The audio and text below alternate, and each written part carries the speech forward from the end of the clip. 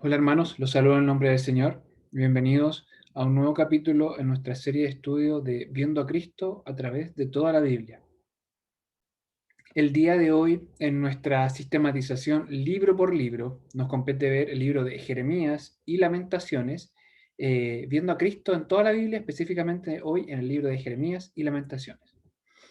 Cuando nos referimos a estos dos libros, obviamente debemos comenzar hablando del profeta Jeremías. ¿Quién era el profeta Jeremías?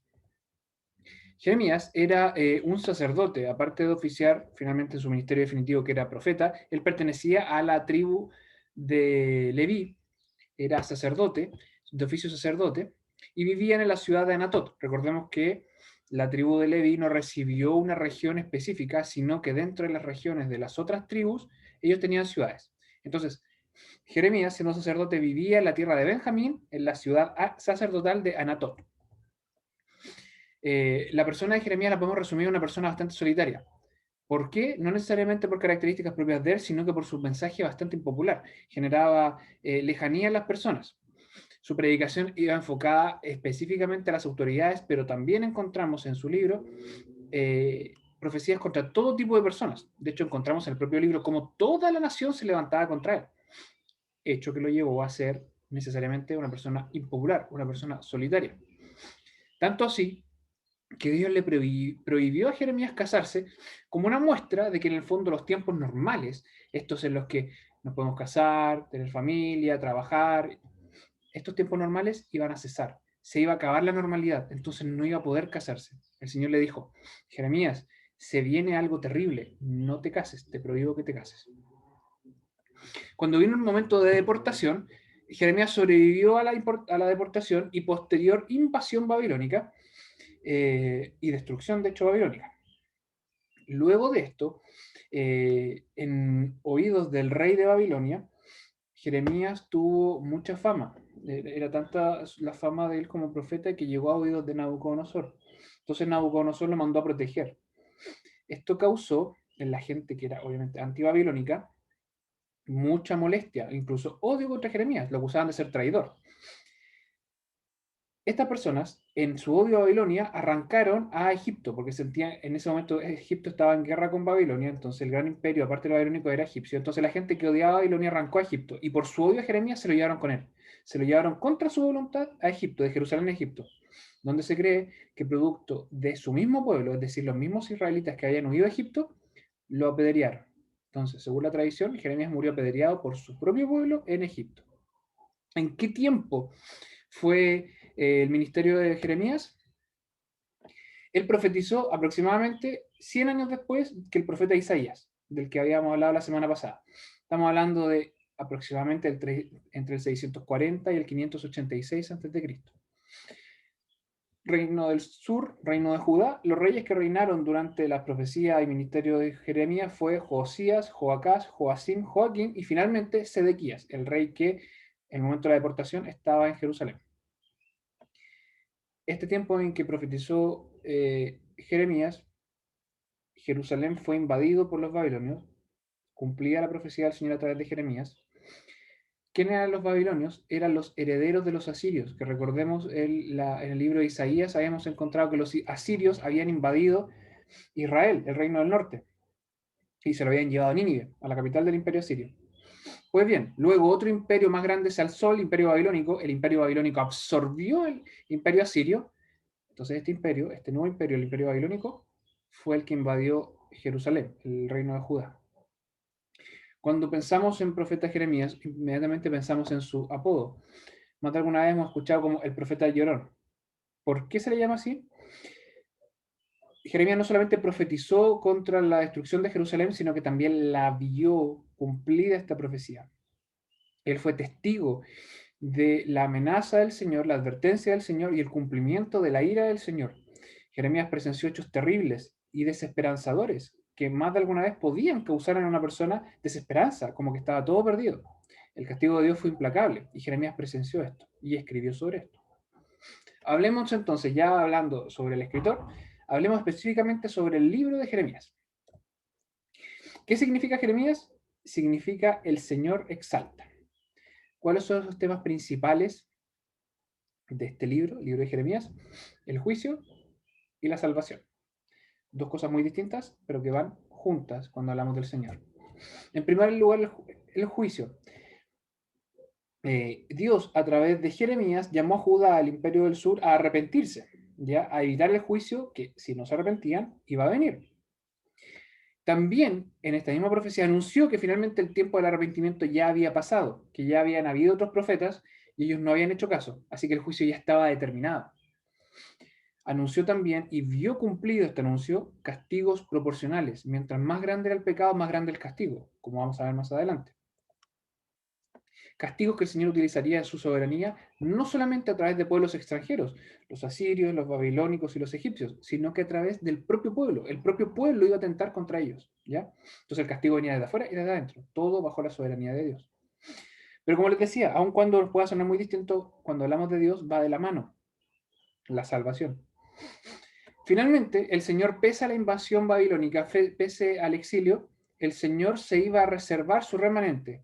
Lo que hemos visto otras veces en otros estudios, como no todo el que es nacido de la carne de Israel es Israel. O sea, no el Israel de la carne, sino que el Israel real, la iglesia, el pueblo de Dios, no es todo Israel.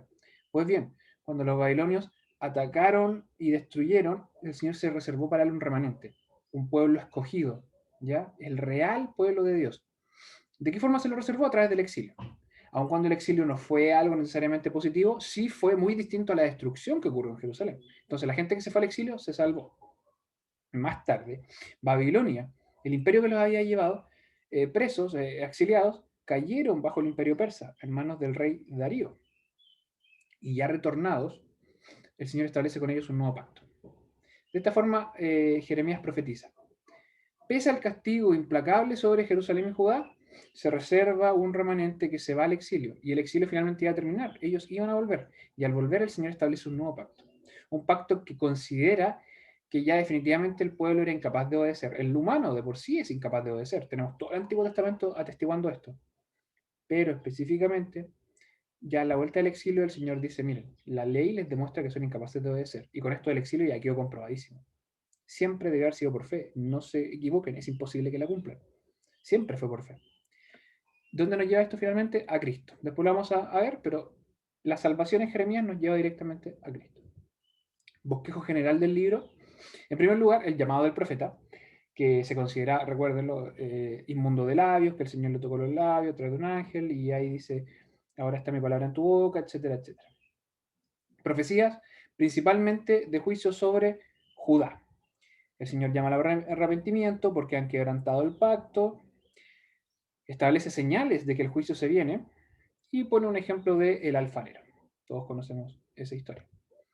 En tercer lugar, en el libro de Jeremías encontramos el fin a la dinastía davídica. Cómo el Señor había prometido que el trono de David siempre reinara, recordemos el pacto con David, pero a través del exilio eso se perdió, que más adelante lo encontraríamos retornado en Cristo, cumplimiento pleno. Establece el Señor un juicio contra los reyes y contra los profetas, es decir, contra las autoridades civiles y las autoridades, entre comillas, religiosas. ¿Ya? Y nos define también Jeremías quiénes fueron los exiliados y quiénes quedaron en Jerusalén, las diferencias entre uno, el remanente, y los otros. Como cuarto punto encontramos en el libro la necesidad de que Babilonia dominara sobre las naciones. Y se profetiza 70 años de cautiverio, los que Daniel vio cumplidos. Jeremías también se refiere a los falsos profetas, los que anunciaban cosas que realmente no venían del Señor. En quinto lugar, encontramos en el libro más esperanza en promesas de restauración, en lo que llamamos el nuevo pacto. En sexto punto, encontramos los últimos días de Jerusalén, la caída definitiva. Cómo el pueblo rechaza la palabra del Señor. Veámoslo nosotros mismos. Lo peligroso que es rechazar la palabra del Señor, declarar que no leemos la Biblia, declarar que no estudiamos la Biblia, declarar personas de oración, personas de iglesia, pero que no leemos la Biblia. El pueblo rechazó la palabra del Señor y la consecuencia fue, obviamente, el encarcelamiento de Jerusalén. La séptima parte de este libro la encontramos con las secuelas de la caída de Jerusalén. Una vez que cayó Jerusalén, anunciado, huirían a Egipto. El octavo punto es los oráculos de juicio contra las naciones, o sea, cómo el Señor estaba utilizando a las naciones para castigar a Israel, pero también castigaría a las naciones por su propio pecado. Y en último lugar, una especie de conclusión, refiriéndose nuevamente a la caída de Jerusalén. Este es el libro de Jeremías, un libro bastante extenso, más de 50 capítulos, por eso es parte de los profetas mayores, por la extensión. ¿Cómo se ve el carácter de Dios en el libro de Jeremías? ¿Cuál es la teología que podemos ver en el libro de Jeremías? Principalmente, como gran tema de Dios en el libro de Jeremías encontramos a un Dios soberano y amoroso y cómo se relaciona con su pueblo rebelde. Recordemos, lo hemos visto ya en otros libros, el Señor es soberano, gobierna sobre toda la historia humana. Dos consideraciones sobre esto. En primer lugar, gobierna el pasado, el presente y el futuro. Él tiene el control sobre el pasado, el presente y el futuro, a lo que nosotros llamamos que Dios vive en un eterno presente. Y también sobre toda la historia humana, o sea, no solamente sobre Israel, no solamente sobre su pueblo, sino que sobre todas las naciones, sobre todas las personas. Él dirige todo con su voluntad y su propio propósito. No es determinado por nada externo a él mismo.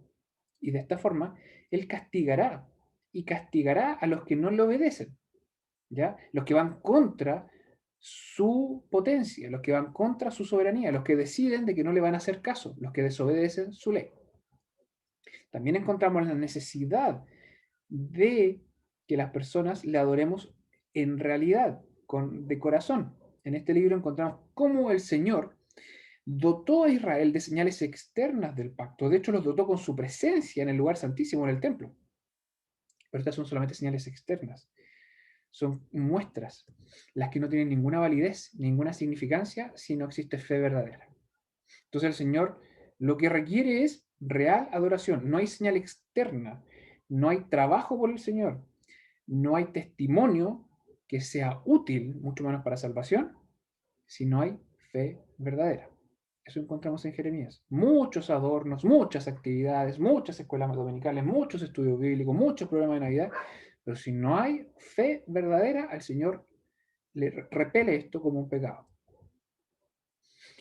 Por ende, también encontramos en este libro cómo el Señor reacciona con ira, la ira santa de Dios. Ni las promesas externas que tenía el pueblo de Israel lo salvaron del castigo. Está sobre la misma ira de Dios está sobre nosotros. Si desobedecemos su ley, seremos castigados. De ahí la necesidad de Cristo, de ahí la importancia de Cristo, porque si no, seríamos fulminados. Y en contraparte a la ira de Dios, entre comillas en contraparte, pero es parte de lo mismo, la misericordia de Dios. Porque pese al castigo, el Señor guarda a los que son sus hijos. Él se reserva un remanente, a que finalmente le daría libertad. El Señor a los que son sus hijos los perdona, no porque tengan algo, sino porque ve a Cristo en ellos. Esa es la gracia. Lo que llamamos en el libro de Jeremías un nuevo pacto, a quienes están en este pacto. El capítulo 32 incluye esta idea de la que hemos hablado. Dice, los versículos 38, 39 y 40. Y me serán por pueblo, y yo seré a ellos por Dios. Y daréles un corazón y un camino para que me teman perpetuamente, para que hayan bien ellos y sus hijos después de ellos. Y haré con ellos pacto eterno, que no tornaré atrás de hacerles bien, y pondré mi temor en el corazón de ellos para que no se aparten de mí. Lo que llamamos nosotros en el Antiguo Testamento el Mesías que habría de venir, la necesidad de la fe en un mediador, que es Cristo. Esto es, entre comillas, el nuevo pacto, que es la administración del único pacto que existía, el pacto de gracia. ¿Cómo entonces vemos a Cristo en el libro de Jeremías? Como Jesús, nuestro nuevo pacto. Como ya les vengo diciendo hace rato, el nuevo pacto que encontramos en Jeremías, Cristo en la encarnación. Jeremías 29:11.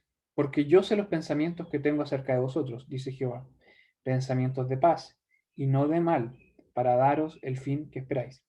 Versículos sumamente tergiversados, como no hay mal que por bien no venga, siempre nos va a ir bien. El Señor aquí con lo que se refiere es al pueblo. Les dice, estoy destruyendo Jerusalén, pero me voy a reservar para mí un pueblo. Yo tengo planes para ustedes. No los conocen ustedes. Tengan fe en mí. Son pensamientos para paz. Porque aunque no sea en esta vida, tendremos paz eterna en Cristo Jesús. A esto se refiere el Señor en Jeremías 29:11. Entonces, refirámonos a Cristo en el libro de Jeremías, el nuevo pacto. Jeremías 31. He aquí que vienen días, dice Jehová, en los cuales haré nuevo pacto con la casa de Jacob y la casa de Judá, no como el pacto que hice con sus padres el día que tomé su mano para sacarlos de tierra de Egipto, porque ellos invalidaron mi pacto, bien que fui yo un marido para ellos, dice Jehová. Mas este es el pacto que haré con la casa de Israel después de aquellos días, dice Jehová. Daré mi ley en sus entrañas y escribiréla en sus corazones, y seré yo a ellos por Dios, y ellos me serán por pueblo. Más adelante lo voy a explicar con mayor detalle, pero el Señor está diciendo, yo les di la ley para que descubrieran que ustedes son incapaces de cumplirla. La ley va a estar en sus corazones, porque alguien las va a cumplir por ustedes. ¿Ya? Este es el nuevo pacto. Entre comillas el nuevo pacto, vuelvo a decirlo así, porque es la administración del mismo pacto. La diferencia es que antes era un Mesías que habría de venir. La idea de un mediador, fe en un mediador. Pero en Cristo Jesús ya lo vemos, cara a cara, ya sabemos quién es. ¿Ya? Él viene a demostrar, Él viene a ser la sustancia de lo que el Antiguo Testamento solamente se anunciaba como una sombra. Entonces, ya lo hemos visto en libros anteriores, con Moisés, en el tabernáculo, pero ¿a qué nos referimos con este nuevo pacto? Pablo le escribe a los Gálatas y les dice, luego, ¿la ley es contra las promesas de Dios? En ninguna manera. Porque si la ley dada pudiera vivificar, la justicia fuera verdaderamente por la ley. O sea, la ley no tiene nada que ver con la promesa de Dios, para nada. De hecho, si la ley pudiera salvar, la salvación sería por ley. Pero Dios encerró la escritura todo bajo pecado para que la promesa fuese dada a los creyentes por la fe en Jesucristo. Pero antes que viniese la fe, estábamos guardados bajo la ley, encerrados para aquella fe que había de ser descubierta. De manera que la ley, nuestro ayo fue para llevarnos a Cristo, para que fuésemos justificados por la fe. Más venida la fe, ya no estamos bajo ayo. O sea, la ley era necesario cumplirla para darnos cuenta de que éramos incapaces. Y en esto necesitábamos un mediador. Pero una vez que vino Cristo ya no tenemos que hacer todo este procedimiento. Ya no es necesario intentar cumplirla para darnos cuenta de que no la podemos cumplir y caer rendidos en la fe en un mediador. Ahora vemos a Cristo directamente. Ya no necesitamos esta guía, porque tenemos a Cristo directo en la Biblia, directo en los evangelios. Ya, a esto se refiere Pablo. Entonces, cuando hablamos del nuevo pacto, la sangre de Cristo es la que da el inicio, la que instaura este nuevo pacto. Una vez vertida esta sangre, el Señor dice, esto, véanlo, ya no necesitan esta guía que es la ley, ya no hay una sombra de lo que habría de venir, esto es pleno, crean en mí. Santa Cena, recordemos, Lucas 22. Asimismo también tomó el vaso, después que hubo cenado, diciendo, este vaso es el nuevo pacto en mi sangre, que por vosotros se derrama. Entonces, ¿cuál es este nuevo pacto al que se refería Jeremías? La sangre de Cristo. Y como mediador del nuevo pacto, Cristo nos habilita a recibirlo. ¿Cómo podemos apropiarnos del nuevo pacto? ¿Cómo podemos decirle al Señor, yo soy incapaz de cumplir la ley, entonces yo voy a hacerte a ti por pueblo? ¿Cómo puede ser eso? En la sangre de Cristo. En la carta a los Hebreos, capítulo 9. ¿Cuánto más la sangre de Cristo, el cual por el Espíritu Eterno se ofreció a sí mismo sin mancha a Dios, limpiará vuestras conciencias de las obras de muerte para que sirváis al Dios vivo? Así que por eso es mediador del Nuevo Testamento, del Nuevo Pacto, para que interviniendo muerte para la remisión de las rebeliones que había bajo el Primer Testamento, los que son llamados reciban la promesa de la herencia eterna. O sea, los que son llamados por Dios Padre, los que Dios le entregó, su pueblo escogido, acceden a este pacto por la sangre de Jesucristo. A esto se refería Jeremías con el nuevo pacto. Continuemos ahora con el libro de Lamentaciones. Dos libros que van intrínsecamente juntos, por eso aun cuando nos podamos extender un poquito en el tiempo, prefería verlos juntos. Libro de Lamentaciones. El nombre del libro, como tal, en la costumbre judía, ya lo hemos visto en varios otros libros anteriores, existía la idea, porque recuerden, lo memorizaban en gran parte de los libros, existía la forma de saberse el nombre, de referirse a él por la primera palabra del libro. ¿Ya? Y en este caso, la palabra es Eika. ¿Qué significa esto? No hay una traducción literal al español. Es una expresión que introduce una exclamación lastimera. Por eso pongo como signo de exclamación, que es como, es como una cara lamentándose, como diciendo lo que voy a decir ahora es con mucho pesar. ¿Ya? Eika es eso, es una introducción, una exclamación que anuncia que la frase siguiente es una exclamación angustiosa, con lamento. De esta forma, más adelante, de hecho, en la tradición judía tardía, ya cerca y luego en la Septuaginta, lo que finalmente se llevó al latín en la Vulgata y llegó a nosotros en el 1500, era con la frase, la palabra kinot, que significa lamentos, la que se fue formando para llamarse Lamentaciones. Por eso se llama así este libro. Sobre su autoría, como otras veces lo hemos dicho en otros libros, no hay autoría explícita en el libro. Entonces no podemos decir a ciencia cierta quién lo escribió. La primera inclusión de Jeremías como su autor la encontramos en la Biblia Septuaginta, que recordemos es el Antiguo Testamento hebreo traducido al griego. En esta versión de la Biblia encontramos una nota añadida en un capítulo donde dice que reclama como autor de eso a Jeremías. Esa fue la primera inclusión. Pero la verdad es que hoy en día la evidencia interna que nos habla sobre los temas, el tipo de lenguaje, el tipo de expresiones, apunta fehacientemente a Jeremías como autor, si es que no de todo el libro, al menos de una parte. ¿Por qué digo esto? Porque el libro como tal son 5 poemas, 5 capítulos. Cada uno de los capítulos es un poema. Son lamentos angustiosos. Por eso se llama Lamentaciones. Cada poema es un lamento muy angustioso. ¿Por qué les decía que Jeremías, si es que no es del todo el libro, al menos es de gran parte? Porque cada uno de estos capítulos tiene una connotación distinta. Pero también algunos capítulos, algunos poemas, son a título personal, hablando en primera persona, y otros son en título plural, hablando de nosotros.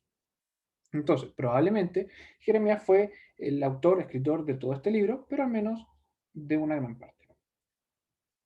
¿Cuáles son los temas principales a los que se refiere el libro de Lamentaciones? En primer lugar, al pecado del pueblo. Desarrolla de una forma poética, por eso les decía que son lamentos angustiosos, son poemas, 5 poemas, cómo de grave era el pecado por su connotación de ser contra Dios. Todo pecado es una rebelión contra Dios, lo sabemos. Y por ser una rebelión contra Dios, son gravísimos. Es lo que nos cuesta a nosotros muchas veces entender. Medimos el pecado solamente por sus consecuencias terrenas. ¿Qué tanto daña a otro? ¿Qué tanto daño me causa a mí? ¿Qué tanto se entera el resto? Pero el pecado es grave, grave, grave porque es una rebelión contra Dios. Es mirarlo a los ojos y decirle, yo prefiero hacer lo que yo quiero, no me interesan tus parámetros. Es una rebelión contra el Dios de Dios y Señor de señores.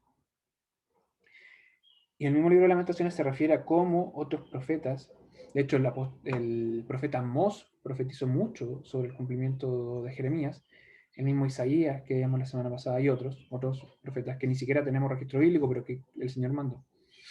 Le habían advertido al pueblo. Entonces era doblemente grave porque aún con la advertencia igual no hizo caso. Igual no hizo caso el pueblo. Y en consecuencia del pecado encontramos como tema principal en este libro el castigo de Dios. Cuando lo contrastamos con el libro de Job, Job la verdad es que estaba sufriendo un castigo, pero no entendía muy bien. ¿Recuerdan cuando estudiamos el libro de Job? Job no entendía muy bien la causa del castigo, lo que el Señor finalmente a través del testimonio de sus amigos, pero finalmente de Dios mismo, Job aprendió. Lamentaciones, en cambio, comprende las causas del castigo, las desarrolla, dice, nosotros pecamos, por eso ocurre esto. Lo que no quita que sea angustioso, lo que no quita es que sea desesperante ver el castigo, pero al menos Lamentaciones explica, o al menos en parte comprende las causas del castigo. Entonces refirámonos como gran tema principal de Lamentaciones a la ira de Dios. La ira de Dios se derrama sobre el pueblo, y aun cuando el libro presupone las razones del castigo, no quita de que sea angustioso vivirlo. Es tan angustioso vivirlo, volviéndolo adelante, por eso llamamos a Jeremías el profeta llorón, porque tuvo que evidenciar la profecía, la advertencia y el cumplimiento de esta, el castigo severo de Dios, proporcional al pecado. Él tuvo que evidenciar el sitio final de Jerusalén. En Babilonia primero se llevó a algunos deportados, entre los cuales iba Daniel, los nobles principalmente. Luego se llevó una segunda ola de exiliados e invadió Jerusalén. Invadió Jerusalén y finalmente lo destruyó. Y Jeremías presenció el sitio de Jerusalén. Presenció el imperio babilónico rodeando Jerusalén, castigando Jerusalén, sellando las entradas y salidas de agua y comida y viendo cómo el pueblo se moría de hambre adentro. Todo enviado por castigo de Dios. Y Jeremías tuvo que presenciar esto.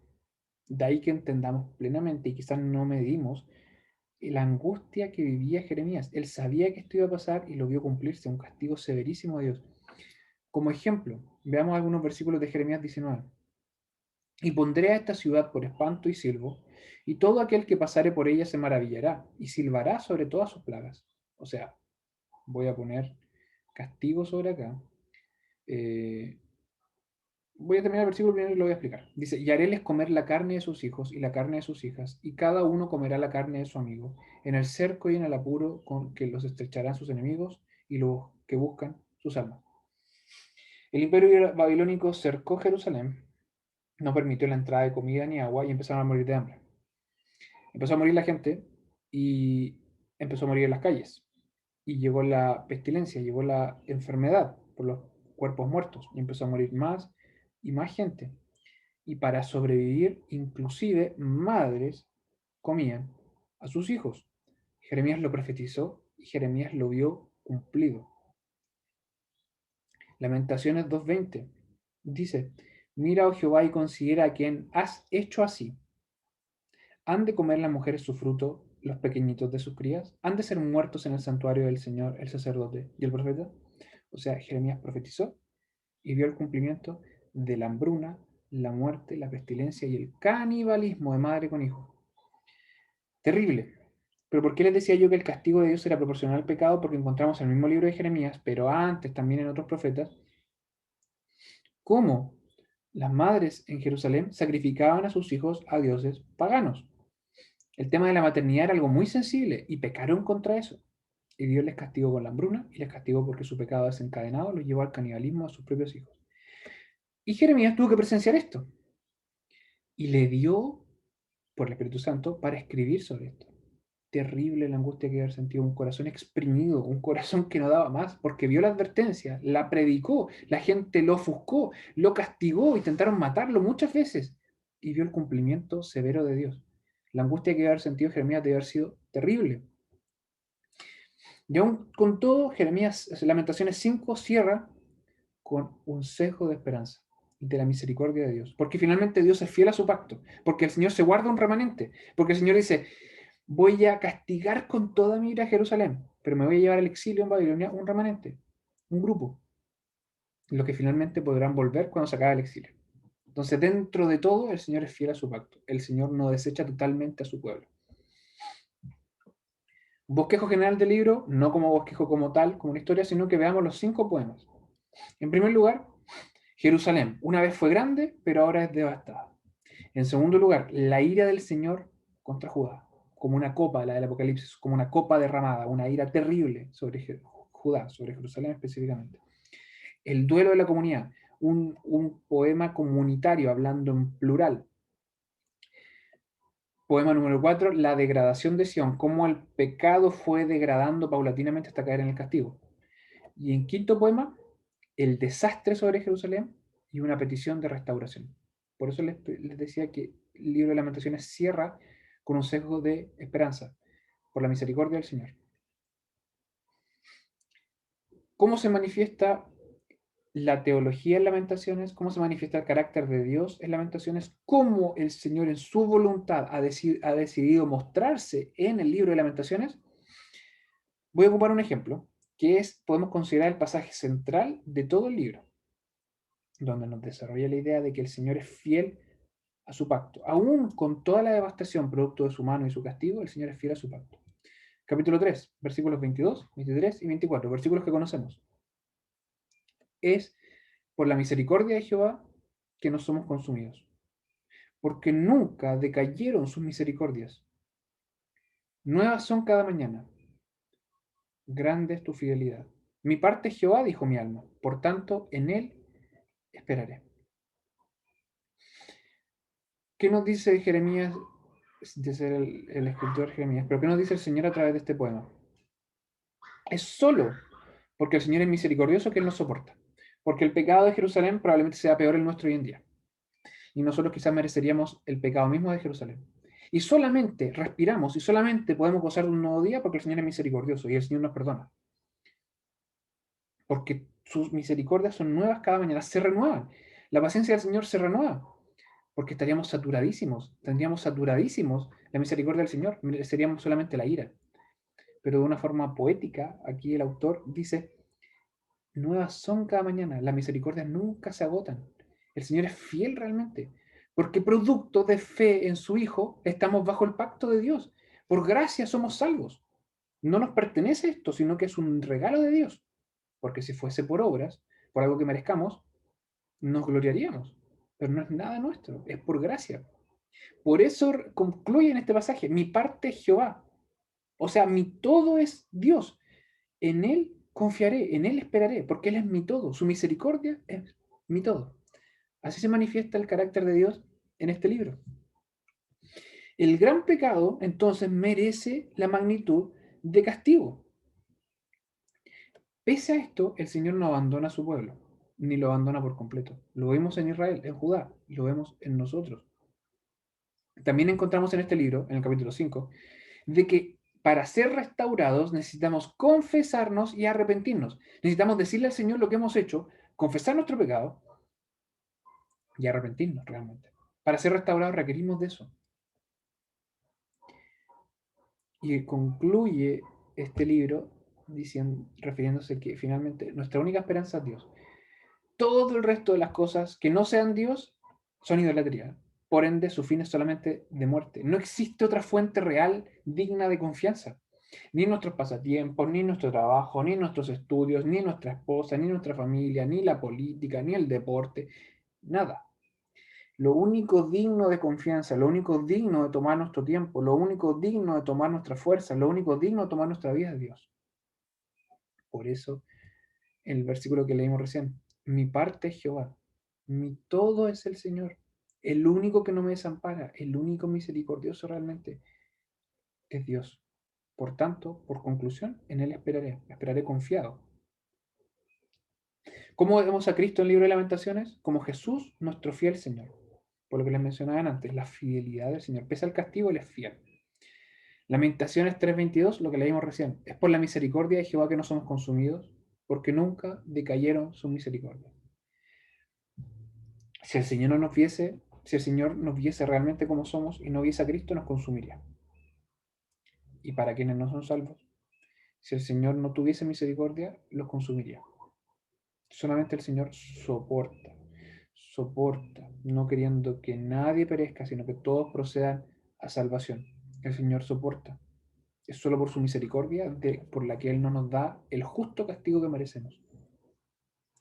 Vemos a Cristo en el libro de Lamentaciones por su símil con el autor de este libro, el lamento por un pueblo infiel.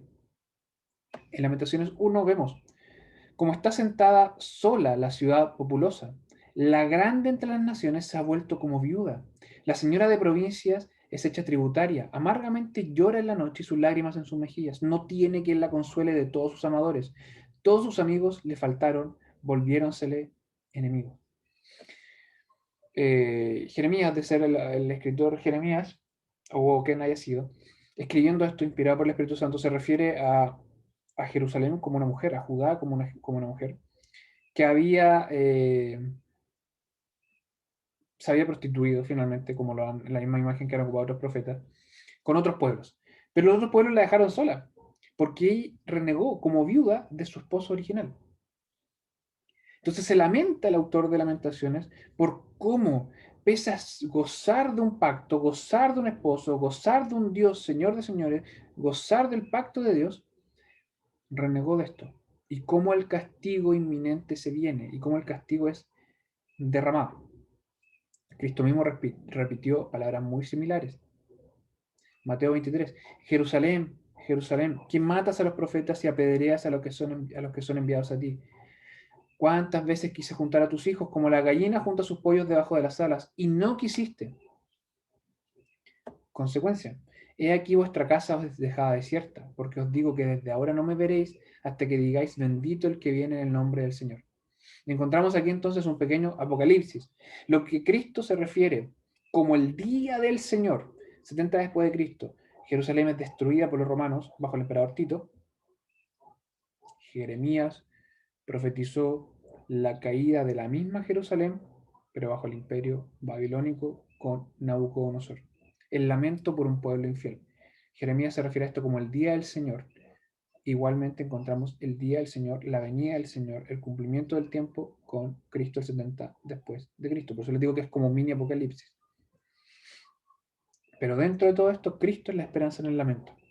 La esperanza que encontramos en el libro de Lamentaciones. En el final del libro de Lamentaciones encontramos una esperanza del nuevo pacto. Y Cristo es esta esperanza. En el libro de Lamentaciones encontramos la disyuntiva aparente, pero la unión natural entre la severidad y la bondad de Dios. Somos pecadores.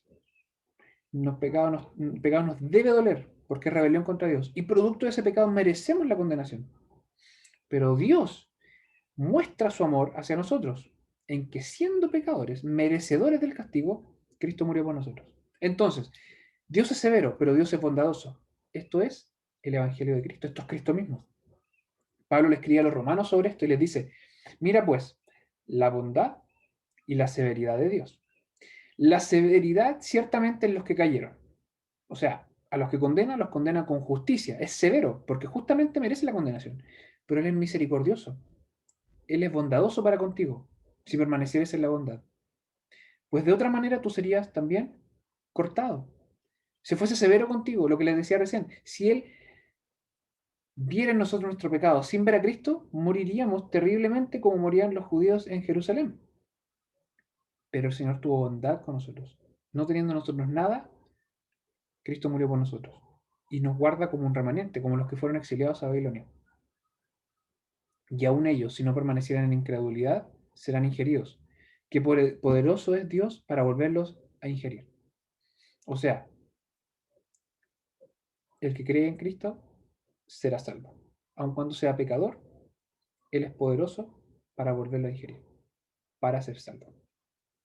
Esto es Cristo en el libro de Lamentaciones. Es el lamento por un pueblo infiel y es la esperanza en el lamento, es la esperanza definitiva. Es nuestro fiel Señor. Cristo en Jeremías, entonces, a modo de conclusión el día de hoy, Jesús, nuestro nuevo pacto. E intrínsecamente conectado, Jeremías, más de 50 capítulos, forma profética, más lineal, y en complemento, el libro de Lamentaciones, 5 poemas juntos, hablando básicamente del mismo acontecimiento. Jesús, nuestro nuevo pacto en Jeremías, Jesús, nuestro fiel Señor, en el libro de Lamentaciones. Que nuestro Señor les bendiga. Espero que podamos meditar esta semana el libro de Jeremías y Lamentaciones, léanlo, pídale al Señor, guía en el estudio de su palabra para poder obedecerla, poder ver a Cristo en estos libros y poderlo ver a Él como nuestro único mediador, sin el cual nuestro pecado justamente sería condenado. Que el Señor les bendiga.